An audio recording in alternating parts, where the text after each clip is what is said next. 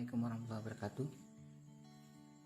Selamat datang di perkuliahan perkembangan hewan tahun 2020 di mana pada minggu ke-9 dan seterusnya sampai ujian akhir semester itu adalah bagian saya. Setelah dari minggu pertama hingga minggu ke-8 Ananda semuanya bersama dengan Bapak Kurniadi Ilham.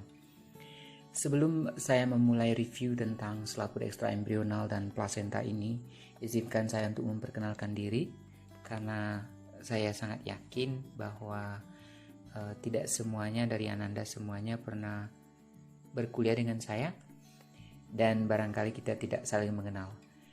Baiklah, nama saya Putra Santoso, saya dari Bengkulu di biologi bidang kajian saya di fisiologi hewan. Fokusnya kepada penyakit metabolik yaitu obesitas dan diabetes mellitus dan penyakit-penyakit terkait dengan itu. Saya menyelesaikan pendidikan S3 saya di Graduate School of Medicine Juchi Medical School Jepang tahun 2017 di bidang Cellular Physiology and Neurophysiology. Kemudian saya memperoleh gelar Magister of Science S2 di jurusan biologi juga. Dan S1 saya, kelas sarjana saya peroleh tahun 2005 di bidang fisiologi hewan juga di jurusan biologi. Dan sekarang saya memiliki dua proyek yang relatif besar.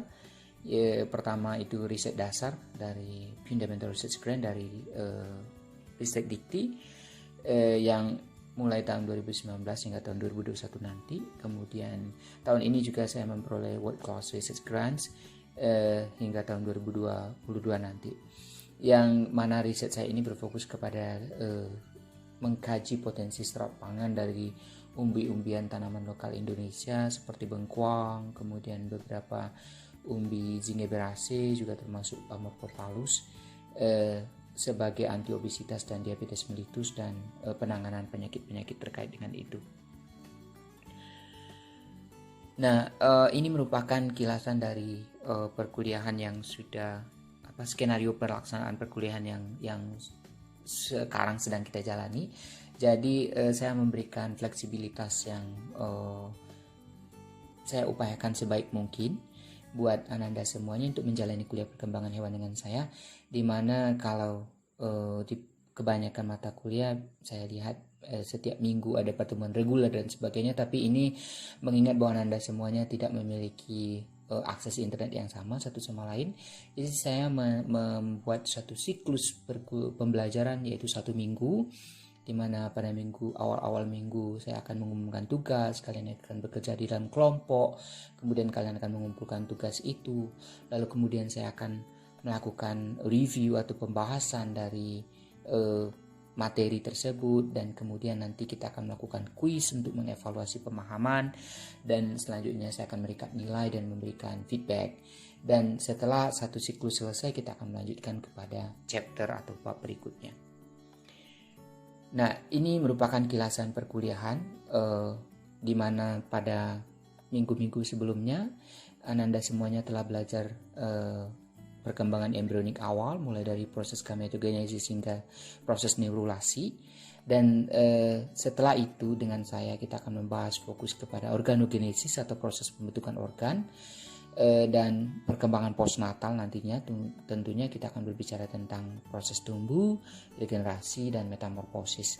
Dan kita juga akan membahas tentang aplikasi dan ilmu perkembangan ini, dan juga kelainan-kelainan perkembangan. Nah, khusus untuk minggu ini kita akan membahas tentang selaput ekstra embrionik dan plasenta. Berbicara tentang selaput ekstra embrionik, tentunya kita juga harus mengenal adanya sebenarnya ada selaput intraembrionik juga. Jadi apa yang membedakannya? Bahwa selaput intraembrionik adalah merupakan selaput yang menjadi bagian utama dari embrio. Misalnya kita bisa temukan sebagai selaput pelapis dari saluran pencernaan, atau lapisan pada neural tube atau saluran tabung saraf. Juga misalnya selaput dari ektoderm dari dinding tubuh, ya kan, misalnya somatopleura. Ini merupakan selaput intraembrionik. Jadi lapisan-lapisan yang terdapat di dalam embrio menjadi bagian utama dari embrio. Sedangkan selaput ekstra embrionik di sini dicontohkan kantong amnion itu berada di luar embrio dan bukan merupakan bagian utama dari embrio. Tapi fungsi utamanya adalah berperan dalam menyokong perkembangan embrio ini nanti sehingga dapat tumbuh dan berkembang secara normal sampai waktunya dia dilahirkan. Kita ketahui bahwa makhluk hidup termasuk juga manusia itu sangat tergantung kepada air. Nah, diketahui bahwa rata-rata pada usia fetus itu hampir 90%-nya terdiri dari air. Lalu kemudian seiring perkembangan, mulai dari newborn atau bayi yang baru lahir sampai nanti menjadi dewasa dan tua, itu kadar air di dalam tubuh akan menurun sampai nanti sekitar 55%. Apa yang kita bisa simpulkan dari sini bahwa air memegang peranan penting sebagai komponen utama penyusun makhluk hidup dan sebagai faktor utama untuk terjadinya proses perkembangan sehingga berlangsung dengan normal. Kita lihat bahwa dalam perkembangannya embrio Pisces dan amfibi sebagai hewan akuatis, ini embrio Pisces, embrio ikan, dan ini embrio katak, itu setelah berada di mana embrionya berkembang di dalam air, maka untuk penyokong kebutuhan akan air bagi perkembangan embrionya, dia tidak memerlukan lagi cairan yang terlalu banyak di sekitar embrio karena dia sendiri sudah berada di dalam air. Maka kita lihat bahwa secara struktural bahwa membran-membran yang melapisi embrio tersebut, misalnya kalau katak kita lihat ada jelly coat yang berupa lapisan lendir, kemudian ada jelly kapsulnya, kemudian ada membran peripetalin, dan kemudian hanya berupa cairan peripetalin di sini yang sangat sedikit. Nah, berbeda halnya dengan hewan-hewan terestrial seperti embrio aves, reptil, dan mamalia. Itu hidup di darat yang embrionya akan terdedah pada lingkungan yang tidak memiliki air. Maka skenarionya kita lihat bahwa Allah menciptakan cangkang, di mana embrio itu dikemas di dalam cangkang sehingga air di sana tetap terjaga utuh. Dan kemudian pada kelompok mamalia kita tahu bahwa embrio berkembang di dalam rahim. Nah, ini berperan penting dalam rangka mengemas embrio dan kantung-kantungnya itu yang berisi air sehingga hewan atau organisme ini itu tetap bisa tumbuh dengan normal dalam lingkungan yang berair.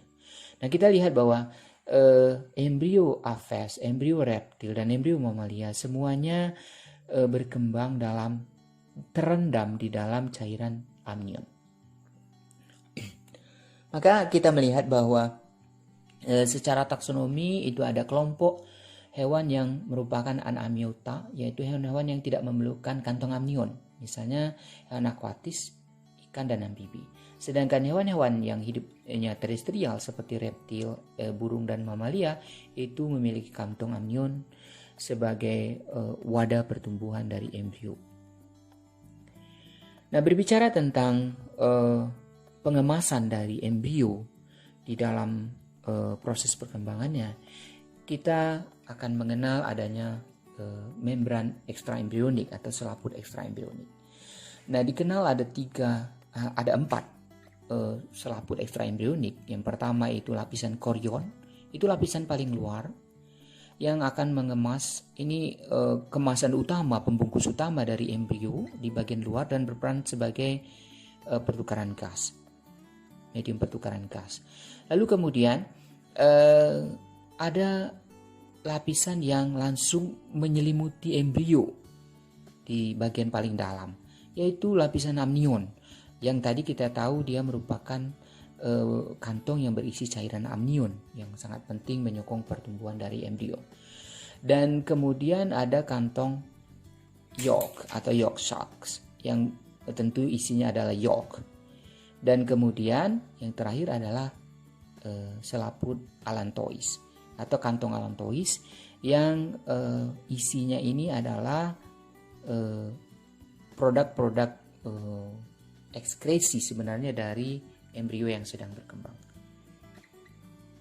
Nah, kalau kita lihat ini adalah representasi dari selaput ekstraembrional yang terdapat pada reptil dan aves. Kita lihat bahwa yolk sacs itu sangat nyata dengan yolk yang banyak di dalamnya. Karena mengapa embrio ini berkembang di luar tubuh, artinya di luar tubuh induk ya, sehingga dia memerlukan cadangan makanan untuk perkembangan embrio tersebut. Maka oleh Allah disediakanlah cadangan makanannya di kantong kuning telur ini. Dan kemudian kita lihat di sini kantong amnionnya itu berisi cairan amnion yang langsung membalut menyelubungi embrio di dalamnya. Jadi embrio berenang di dalam cairan amnion ini. Dan kemudian ini kantong allantois yang kita ketahui ini isinya nanti berupa produk-produk sisa yang biasanya zat-zat nitrogen seperti urea, amonium yang merupakan produk ekskresi dari embrio ini. Sedangkan korion itu berada di bagian luar. Nah, pada aves dan reptil semua kantong ini berperan dan memiliki fungsi yang optimal. Artinya tidak ada yang mengalami modifikasi atau mengalami reduksi. Akan tetapi kalau kita lihat, saya ingin lanjut ke sini, oke. Nah, sehubungan tadi dengan cairan amnion ya, bahwa cairan amnion yang berada di sekitar embrio, baik embrio mamalia maupun embrio aves dan reptil, itu cairan amnion memegang peranan penting. Mengapa? Karena dengan adanya cairan di sekitarnya, ini akan memberikan ruang yang gerak bagi embrio ini, bagi fetus ini untuk bergerak secara bebas tanpa terjadinya kerusakan. Selain itu, kita tahu bahwa pergerakan itu penting untuk proses pertumbuhan dan perkembangan. Misalnya otot dan tulang itu penting sekali aktivitas pergerakan dari embrio ini. Selain itu, bahwa kantong embrio ini juga berperan sebagai pemicu perkembangan dari saluran pencernaan. Nah, ini unik karena bahwa ketika fetus ini berada di dalam kantong amnion, dia akan sesekali meneguk atau meminum cairan amnion ini. Dan ternyata ketika dia meneguk itu penting karena dia akan memicu proses pertumbuhan dan perkembangan serta pematangan dari saluran pencernaannya. Lalu kemudian pada manusia, pada fetus yang berusia 20 minggu, itu juga penting, sejak 20 minggu itu penting bahwa cairan amnion ini nanti akan memicu perkembangan paru-paru. Dan kantong ini juga menjadi protektor yang sangat penting terhadap trauma, itu entah getaran, misalnya getaran suara yang keras atau getaran guncangan fisik, atau kemudian tekanan yang akan membahayakan di dalamnya. Jadi dia tetap terjaga di dalam sini. Misalnya seorang ibu terjatuh gitu ya, jadi dia akan tetap berada dalam posisinya.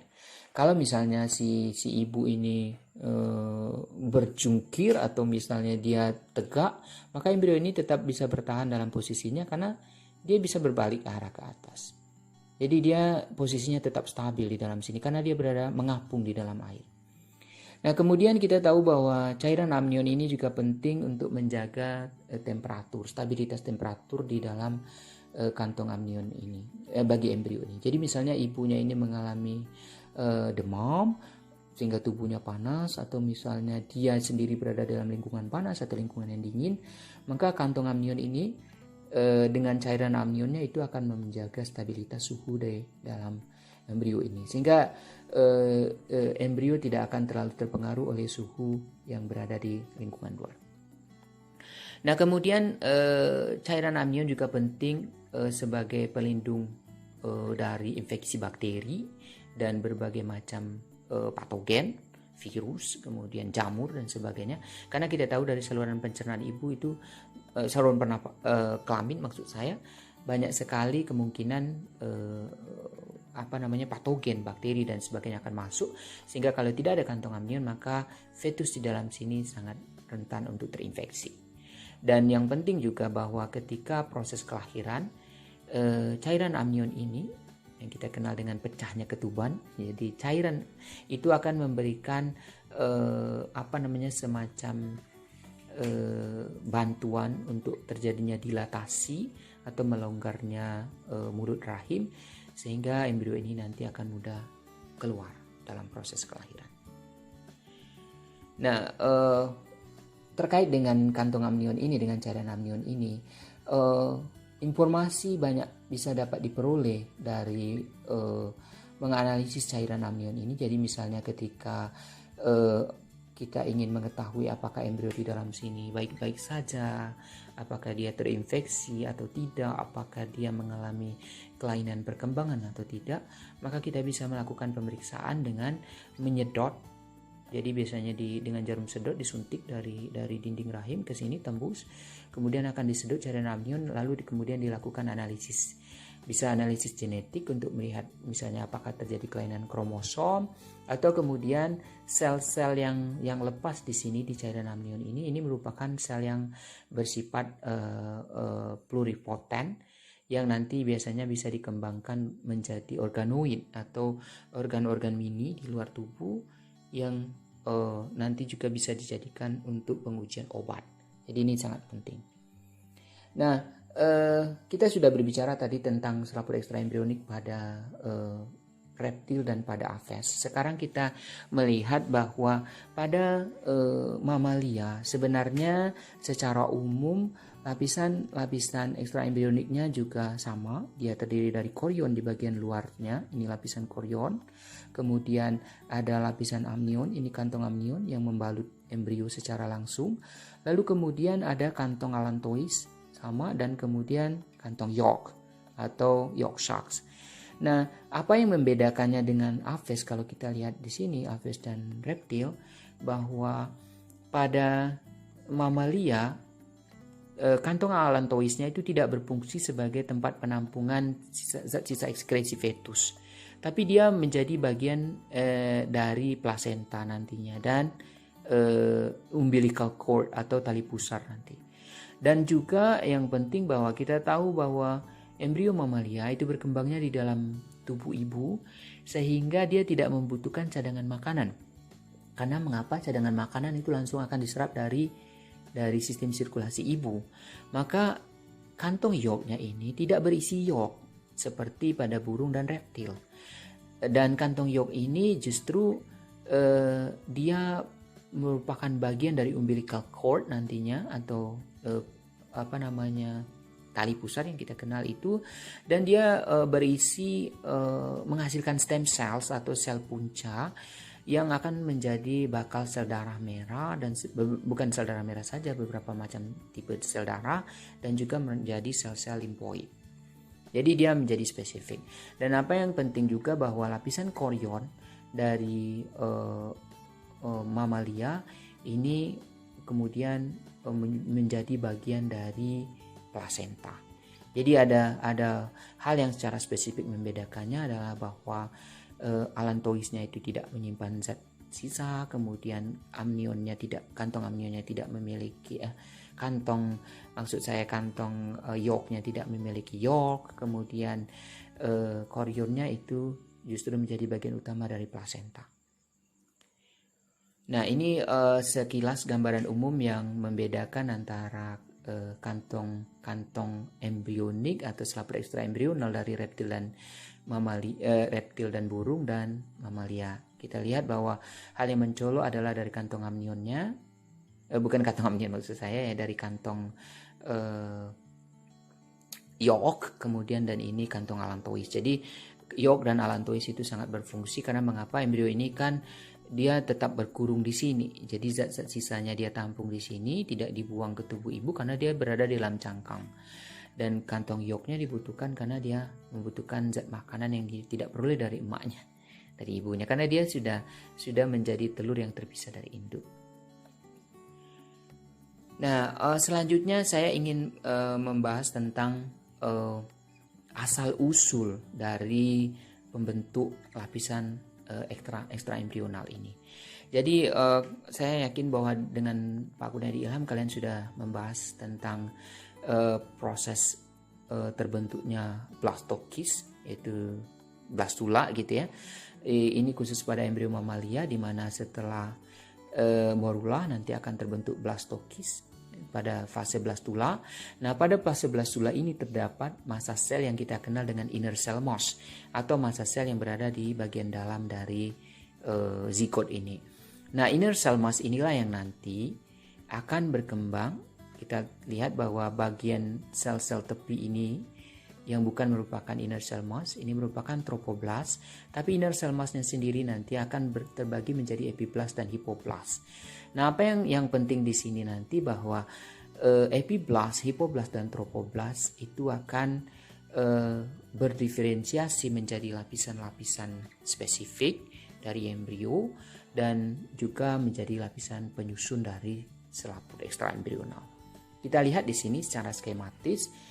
Kita tinjau kembali di sini tadi bahwa embrio setelah fase blastula dia akan membentuk blastokis di mana terdapat inner cell mass. Yang inner cell mass ini nanti akan berkembang menjadi dua lapisan. Bagian atasnya menjadi epiblast dan bawahnya menjadi hipoblast. Dan sel-sel sekelilingnya tadi tetap merupakan bagian tropoblast. Kita lihat di sini bahwa lapisan tropoblast itu nanti akan menjadi sitotropoblast dan sinsitotropoblast. Kita tahu sinsitotropoblast ini merupakan akan bagian utama dari plasenta. Jadi salah satu bagian dari ekstraembrional. Nah, inner cell mass sendiri kita tahu tadi dia terbagi menjadi epiblast dan hipoblast. Epiblast itu salah satunya akan berkembang menjadi ectoderm amniotik. Jadi dia akan menyusun kantong amnion. Sedangkan embryonic epiblastnya ini juga nanti akan berkembang menjadi extraembryonic mesoderm atau mesoderm extraembryonik. Jadi dia menjadi lapisan extraembryonik juga, selain juga menjadi lapisan-lapisan lain. Dan dari embryonic epiblast juga berkembang menjadi endoderm allantois yang akan menjadi bagian dari kantong allantois. Nah, kita lihat juga di sini hipoblast itu akan menjadi endoderm extraembryonic endoderm yang nanti akan menjadi bagian penting dari kantong York. Jadi dari sini kita bisa melihat bahwa sebenarnya selaput ekstraembrional itu semuanya berasal dari inner cell mass. Kalau pada mamalia ya, dari bagian sel-sel bakal embrio itu sendiri, di mana kantong York itu berasal dari daerah hipoblast, sedangkan kantong amnion, kemudian kantong allantois, nanti juga kantong chorion itu berasal dari epiblast dan kalau untuk allantois nanti bergabung dengan tropoblast. Jadi kita lihat di sini bahwa berdasarkan asal usulnya kita bisa melihat bahwa kantong amnion misalnya itu berasal dari lapisan ektoderm dan mesoderm ekstraembryonik. Sedangkan kantong chorion itu berasal dari mesoderm ekstraembryonik berkombinasi dengan tropoblast. Dan kantong York kita sudah tahu tadi dia berasal dari endoderm ekstraembryonik dan mesoderm ekstraembryonik. Dan kantong allantois itu berasal dari endoderm terutama dari endoderm yang berlokasi di daerah hindgut atau usus di bagian belakang. Jadi masing-masing selaput atau membran ekstraembryonik ini memiliki sumber atau lapisan asal muasal yang berbeda dari embrio, tapi perlu kita ketahui dia sebenarnya berkembang dari bagian dari embrio awal. Nah, selanjutnya saya akan membahas tentang plasenta. Jadi plasenta ini tadi kita tahu dia berkembang dari tropoblast dari bagian embrio yang akan menjadi sinsitotropoblast. Nah, yang penting bagi plasenta kita lihat di sini bahwa ketika embrio itu menempel mulai pada kita tahu pada tropoblast pada akhir blastokis, fase blastokis, dia sudah dalam bentuk blastokis, dia berimplantasi di dinding endometrium, maka inner cell mass terbentuk dan kemudian kita tahu tadi tropoblastnya akan membentuk sitotropoblast dan sinsitotropoblast. Jadi ini merupakan bagian yang menempel karena kita bersifat seperti parasit nanti di dinding endometrium. Lalu kemudian sinsitotropoblast ini bagian dari embrio dan bagian dari jaringan endometrium ibu. Nanti akan saling berfusi, menyatu dan terbentuk pembuluh darah. Nah, itu ringkasnya dari proses pembentukan nanti tempat penempelan kita yang kita kenal dengan plasenta. Nah, pada garis besarnya kita lihat ini merupakan gambaran dari plasenta, bahwa plasenta itu kita lihat dia terdiri dari lapisan korion di sini yang merupakan bagian dari embrio. Kemudian ada daerah desidua, yaitu merupakan lapisan yang bagian dari ibu, lapisan yang ke arah ke ibunya. Nah, kita lihat bahwa syncytiotropoblast, jadi kalau kita zoom di sini, syncytiotropoblast itu terdiri dari membran mikrofilus di sebelah luarnya, jadi seperti sisir ini, dan kemudian dia memiliki membran basalis, jadi ada membran di sini, lapisan keduanya, dan kemudian setelah itu nanti akan ada sel epitel pipi yang melapisi yang menjadi dinding kapiler dari fetus. Jadi ini merupakan bagian dari plasenta yang berlapis yang melindungi sistem sirkulasi dari fetus ini, yang secara umum juga melindungi fetus ya, supaya zat-zat yang dari tubuh ibu yang akan membahayakan fetus itu tidak bisa masuk ke dalam sistem sirkulasi fetus. Sehingga misalnya ibunya makan zat-zat toksik itu tidak serta-merta akan langsung masuk ke dalam tubuh fetus. Termasuk juga misalnya patogen seperti bakteri dan virus dari sistem sirkulasi ibu, itu sebagian besar itu akan dihambat oleh barir yang terdapat di plasenta ini. Jadi kalau ditanya barir atau sor plasenta, itu sebenarnya merupakan lapisan-lapisan dari plasenta itu sendiri yang terdiri dari syncytiotropoblast dan dinding kapiler dari fetus itu, yang nanti akan menyeleksi zat-zat yang akan masuk dari sistem sirkulasi ibu ke sistem sirkulasi anak. Nah, kita lihat di sini, ini adalah embrio di dalam kantong amnionnya, dan kemudian di sini adalah umbilical cord atau yang kita kenal dengan tali pusarnya, dan kemudian umbilical cord inilah yang menghubungkan kita dengan plasenta yang menempel pada rahim ibu kita, dinding rahim. Nah, kalau kita perbesar, tadi kita sudah berbicara tentang barir plasenta. Secara spesifik kita lihat bahwa pada bagian arah ke embrio, jadi embrionya di sebelah sini, sebelah ke kiri, itu ada kantong amnion. Ini selaput amnionnya. Lalu kemudian di sebelah dalamnya, itulah adalah bagian korionnya. Jadi korion pada mamalia itu bermodifikasi menjadi bagian dari plasenta. Dan kemudian di bagian lapisan ibu, sebelah jaringan ibu ini merupakan desidua. Jadi ini plasenta, arah ke anaknya itu amnion, kemudian ada korion dari embrio itu sendiri, lalu kemudian di sebelah ibunya ada lapisan desidua. Nah, ini merupakan satu kesatuan yang nantinya kalau kalian lihat di dalam sini terdapat anyaman pembuluh darah yang memungkinkan pertukaran dari zat-zat termasuk gas, kemudian cair, dan juga partikel-partikel antara anak dan ibu. Makanya nanti kalau ada misalnya zat-zat sampah dari anak, itu akan dikeluarkan ke sistem sirkulasi ibu. Sedangkan zat-zat nutrisi, gas, oksigen dan sebagainya itu akan ditransfer ke anak. Nah, kita lihat di sini, ini merupakan gambaran tadi bagaimana zat-zat bisa menyeberang melalui barir plasenta. Kita tahu tadi barir plasenta terdiri dari syncytiotropoblast dan dinding pembuluh darah, dinding kapiler dari fetus. Dan syncytiotropoblast bagian dari plasenta ini tidak mudah diseberangi oleh zat-zat. Kita lihat misalnya glukosa yang dibutuhkan oleh anak itu memerlukan transporter khusus yang akan membawa glukosa sehingga bisa masuk ke tubuh anak.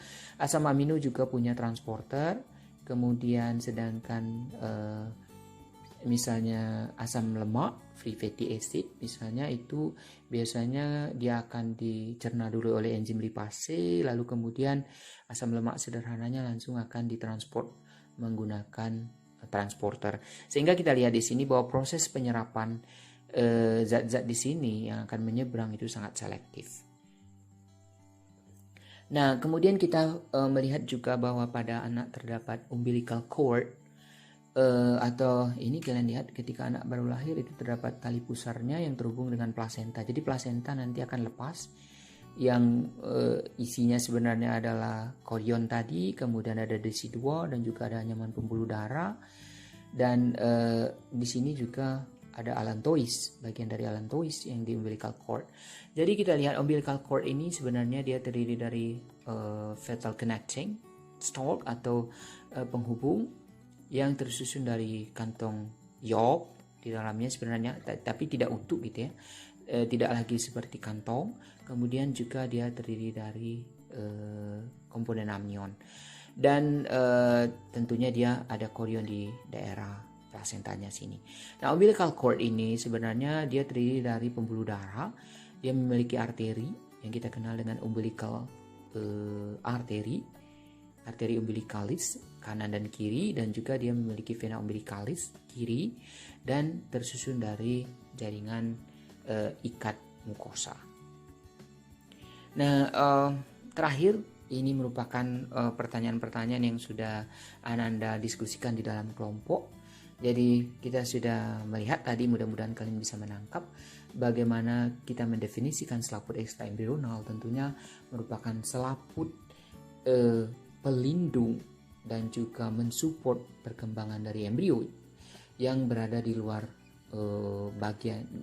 dari embrio, dan dia merupakan tambahan gitu, ekstra gitu ya dari embrio. Dan sedangkan plasenta itu bukan merupakan bagian dari selaput, tapi dia secara spesifik ditemukan pada mamalia yang berperan sebagai media perlekatan antara fetus dan ibunya, dan juga media pertukaran zat antara fetus dan ibunya. Nah, kalau kita lihat tadi asal-usul jaringan pembentuk selaput ekstraembrional dan plasenta itu semuanya berasal dari bagian dari embrio itu sendiri.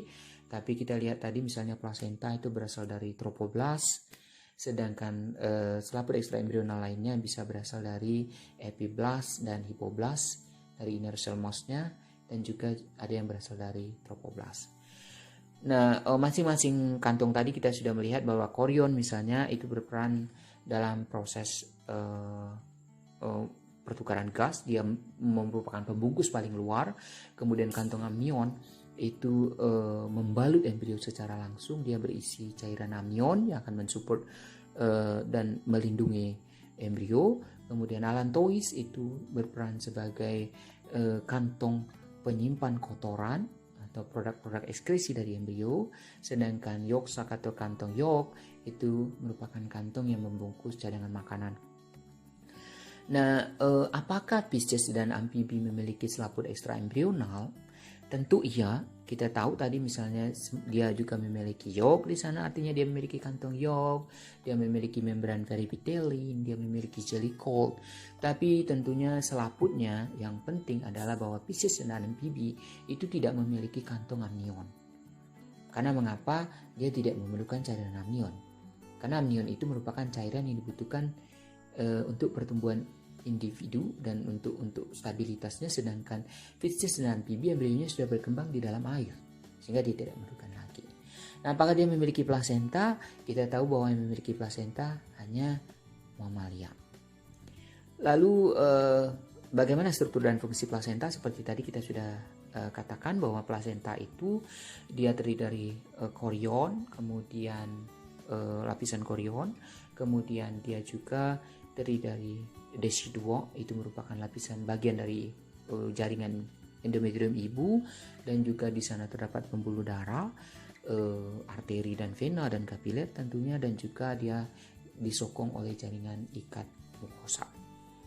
Lalu pertanyaan terakhir, apakah semua kelas vertebrata memiliki plasenta? Jelas tidak, bahwa hanya untuk mamalia yang memiliki plasenta yang secara spesifik ini terdapat pada embrio yang berkembang di dalam tubuh ibu. Karena embrio yang berkembang di dalam rahim, dia memperoleh makanan langsung dari ibu dan mengalirkan zat-zat sisanya juga langsung ke tubuh ibu. Artinya dia memang harus memiliki media atau portal untuk proses pertukaran tersebut yang kita kenal dengan plasenta. Sedangkan misalnya pada aves, pada reptil, dia akan berkembang di dalam cangkang telur yang juga dia sangat terpisah dengan ibunya, dengan induknya, maka jelas dia tidak perlu memiliki plasenta. Karena mengapa? Ketika dia ingin memerlukan makanan, dia sudah punya cadangan yolk, dia tinggal serap dari kantong yolk. apakah dia ingin membuang kotoran, maka dia tinggal masukkan ke dalam kantung alam puisi. Baik Anda semuanya, saya pikir cukup sekian penyampaian review saya tentang selaput ekstraembrional ini dan plasenta. Mudah-mudahan ini memberikan manfaat yang berguna buat kita semuanya dalam mengkaji perkembangan hewan. Dan pada pertemuan berikutnya kita akan membahas tentang organogenesis dari turunan-turunan lapisan germinal. Jadi kita akan mulai berbicara dengan proses pembentukan organ. Sampai jumpa. Assalamualaikum warahmatullahi wabarakatuh. Assalamualaikum warahmatullahi wabarakatuh.